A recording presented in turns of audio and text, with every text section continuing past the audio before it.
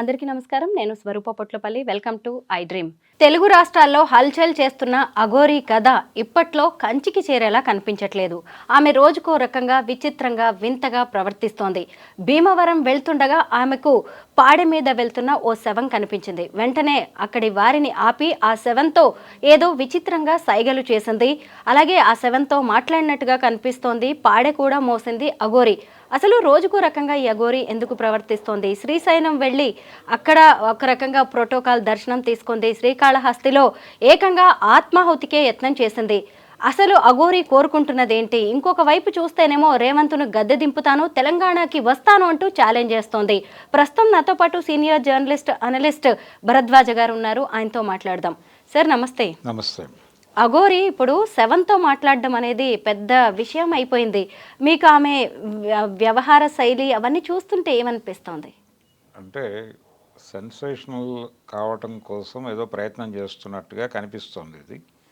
అంటే ఉన్న వాతావరణాన్ని వినియోగించుకుని తన వైపుకు తిప్పుకునే ప్రయత్నం జరుగుతోంది. దీనిలో భాగంగానే చాలామంది పూజలు చేసే ప్రయత్నం కూడా చేస్తున్నారు. పూజలు చేయటము, అలాగే తమ కోరికలు చెప్పుకునే ప్రయత్నము. అంటే కొత్త బాబాలు వచ్చినప్పుడల్లా ఇది జరుగుతుంది.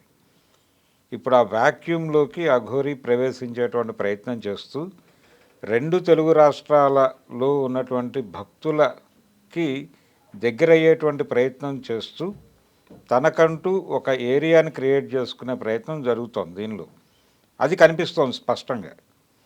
అంటే తన యాక్టివిటీ మొత్తం కూడా జనాల మధ్యలోనే జరుగుతోంది. జనాల మధ్యలో జనం చూస్తూ ఉండగా ఒక యాక్టివిటీ చేయటము, దాన్ని అడ్డుకునే ప్రయత్నం ఎవరో ఒకళ్ళు చేయటం, వాళ్ళతో ఘర్షణ పడటం, ప్రజల మద్దతు కూడగట్టుకుని అక్కడి నుంచి వెళ్ళిపోవటం, ఒక సింపతి క్రియేట్ చేసుకునే ప్రోగ్రాం చేస్తోంది ఆవిడ. అంటే కాళహస్తిలో ఆవిడ గుడిలోకి వెళ్ళాలంటే అబ్జెక్ట్ చేశారు. అబ్జెక్ట్ చేసి మీరు ఏకవస్త్రమైనా వేసుకుని రండి అని చెప్పారు. చెప్పినప్పుడు అంటే శివుడు దిగంబరుడు కదా అనే ఒక సిద్ధాంతం తీసుకొచ్చింది ఆవిడ. అంటే వీళ్ళు ఒక రకంగా శివభక్తులే. శివభక్తుల్లో కూడా కొంచెం ఉగ్రవాదపు లక్షణాలు ఉన్నటువంటి శివభక్తులు.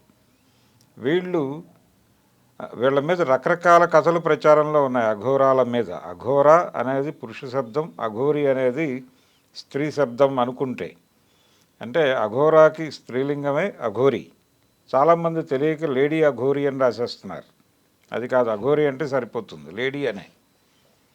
కాబట్టి అఘోరాల మీద రకరకాల కథనాలు ప్రచారంలో ఉన్నాయి. వాళ్ళు శ్మశానాల్లో ఉంటారని, శ్మశానాల్లోనే పడుకుంటారని. శివుడు కూడా అది ఉంది. ఆయన శ్మశానవాసి అని, దిగంబరుడని ఇవన్నీ ఉన్నాయి. వీళ్ళు అలాగే బిహేవ్ చేస్తారని, అలాగే శవాలను తింటారని, అది కూడా పుర్రెల్లో వేసుకుని తింటారని, అంటే ఒక గిన్నెలాగా పుర్రె వాడతారని, ఇలా రకరకాల కథలు ఉన్నాయి వీళ్ళ మీద. అలాగే వీళ్ళ శృంగార జీవితంకి సంబంధించి కూడా రకరకాల కథనాలు ఉన్నాయి. అయితే ఇక్కడ అవన్నీ కనిపిస్తాయి. ఇప్పుడు ఆవిడ శవంతో మాట్లాడే ప్రయత్నం చేయటం అంటే జనాల్లో ఉన్నటువంటి ఈ నమ్మకాలని మళ్ళీ ఒక్కసారి రేపే ప్రయత్నం. ఆవిడ శవంతో మాట్లాడటం, ఈ యాక్టివిటీ. అంటే ఆవిడ వెళ్ళేదారిలో అనుకోకుండా కనిపించి ఉండొచ్చు. వెంటనే ఆవిడ దిగి మాట్లాడేసరికి జనం అటెన్షన్ అంతా అటువైపు పెడుతుంది. దాన్ని కూడా తన పబ్లిసిటీకి వాడుకుంది. దేన్నైనా వాడుకుంటుంది. ఇప్పుడు ఆవిడ అక్కడ కాళహస్తిలో వాళ్ళతో గొడవ పడింది. ఏకవస్త్రం వేసుకుని రమ్మన్నారు వాళ్ళు. కుదరదు అంది ఈవిడ. కుదరదు అనేటువంటి టైంలో చిన్న ప్రాబ్లం వచ్చింది అక్కడ. వెంటనే కారు దగ్గరికి వెళ్ళి పెట్రోల్ తీసి పోసుకుని ఆత్మాహుతి చేసుకునే ప్రయత్నం చేసింది. అంతకు ముందు కూడా ఇక్కడ ముత్యాలమ్మ టెంపుల్లో ఆత్మార్పణ కార్యక్రమమే. ఈ ఆత్మార్పణ కార్యక్రమం వారించడం కోసం ఆవిడని అరెస్ట్ చేసి అక్కడి నుంచి తరలించి మహారాష్ట్ర బార్డర్లో వదిలారు. అక్కడి నుంచి ఏపీకి చేరింది ఆవిడ. ఏపీకి చేరి అక్కడ నడుస్తోంది కథ ఇప్పుడు. అంటే కాళహస్తి ఇన్సిడెంట్ తర్వాత ఏపీ పోలీసులు అనుకుంటుంది ఏంటంటే ఈవిడ మూమెంట్స్ మీద ఒక ప్రత్యేకమైనటువంటి నిఘా పెట్టాల్సిన అవసరం ఉంది.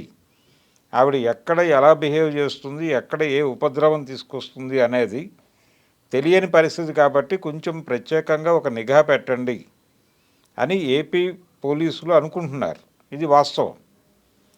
ఆ పరిధిలోకి వెళ్ళిపోయింది ఆవిడ. ఏ క్షణమైనా ఆవిడను అక్కడి నుంచి కూడా తరలించే అవకాశం ఉంది. తరలించిన తర్వాత ఒక పొలిటికల్ ఏరియాలోకి వచ్చే ప్రయత్నం కూడా చేస్తోంది ఆవిడ. ఆ ప్రయత్నంలో భాగంగా సనాతన ధర్మం అని మాట్లాడుతోంది. సనాతన ధర్మం అనేది మాట్లాడే క్రమంలో ఆల్రెడీ ఏపీలో సనాతన ధర్మము అనేది ఒకటి నడుస్తోంది. ఆ కల్టుతో కనెక్ట్ అయ్యేటువంటి ప్రయత్నం అది చేస్తూ మధ్యలో రేవంత్ రెడ్డి మీద విమర్శలు చేసింది. ఈరోజు చేసి నేను తిరిగి తెలంగాణ వస్తానంది. తిరిగి తెలంగాణ వస్తానంటే అక్కడి నుంచి బహిష్కరించేస్తారు ఏ క్షణంలోనైనా అని. బహిష్కరించిన మరుక్షణం మళ్ళీ ఇక్కడికి వస్తుంది. ఇక్కడికి ప్రవేశించడానికి ముందు రేవంత్ రెడ్డి మీద దాడి. అంటే అతని ప్రభుత్వం కదా నన్ను లాక్కెళ్ళి అక్కడ పడేసింది మహారాష్ట్రలో. ఆమె అడిగింది ఒక రకంగా, నన్ను కాపాడండి ఈ మీడియా వాళ్ళ నుంచి అని కూడా. మీడియా వాళ్ళ నుంచి కాపాడటం కదా, ఆవిడ ఆత్మ బలిదానం అన్నప్పుడు అరెస్ట్ చేశారు. అవును, అది కూడా జరిగింది. అరెస్ట్ జరిగిన తర్వాతే తీసుకెళ్ళి అక్కడ వదిలేసి వచ్చారు. ఉమ్. కాబట్టి ఈవిడ క్రియేషనే. నిజానికి ముత్యాలమ్మ టెంపుల్ మీద జరిగిన దాడికి సంబంధించి ఒక ప్రోగ్రామ్ ఏం జరుగుతోంది, ఆ దాడి చేసింది ఎవరు, దానికి సంబంధించి కొన్ని డీటెయిల్స్ దొరికినాయి అప్పుడు.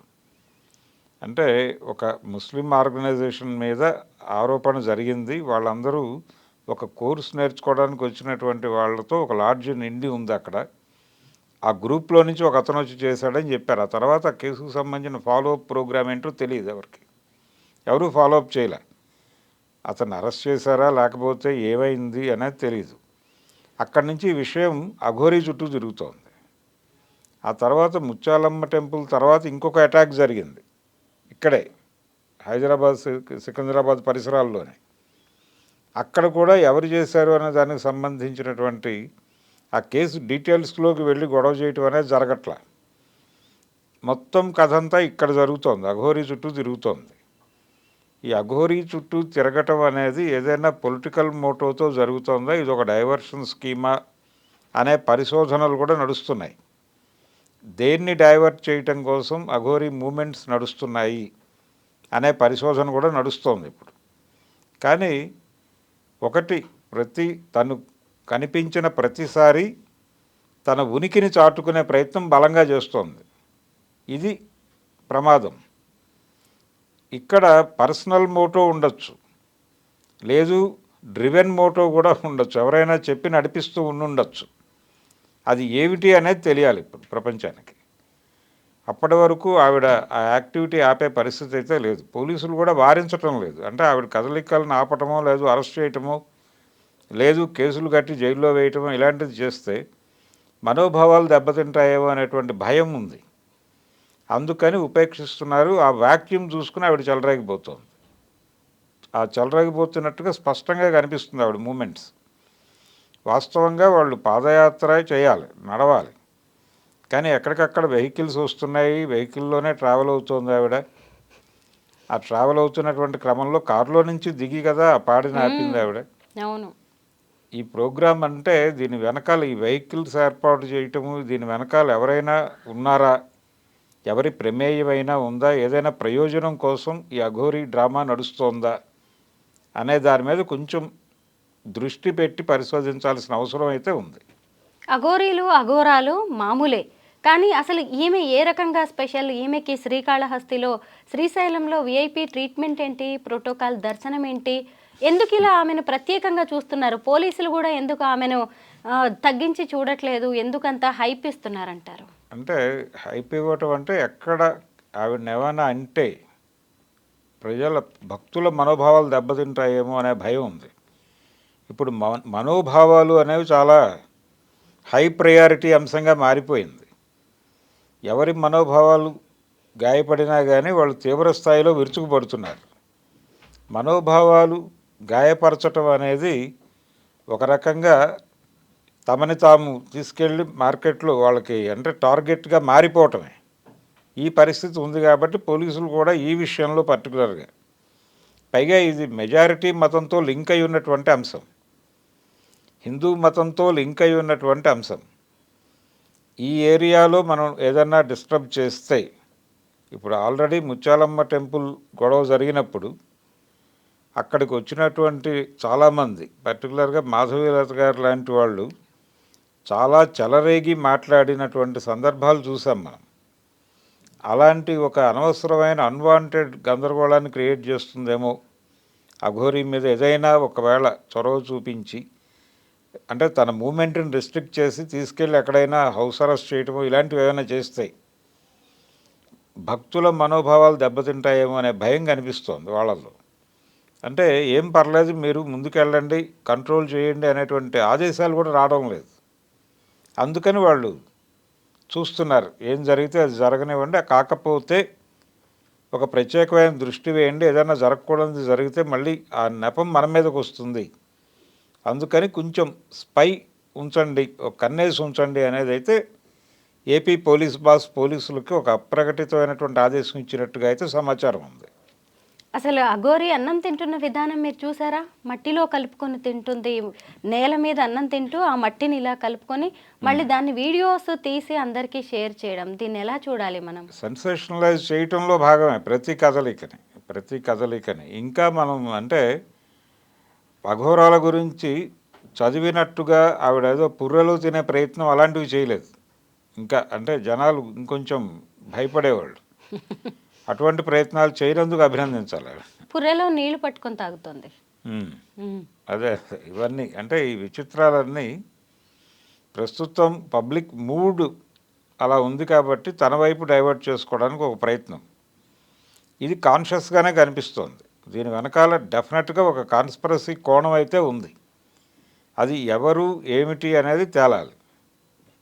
థ్యాంక్ యూ భరద్వాజ్ గారు. అఘోరీ కదలికల గురించి మంచి మాటలు చెప్పారు. Thank you so much. Thank you.